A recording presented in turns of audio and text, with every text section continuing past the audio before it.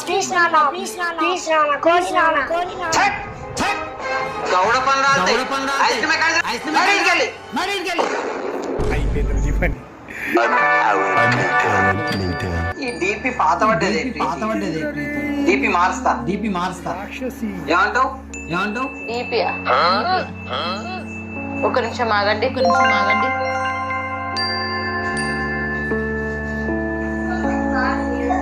అరే అయాన్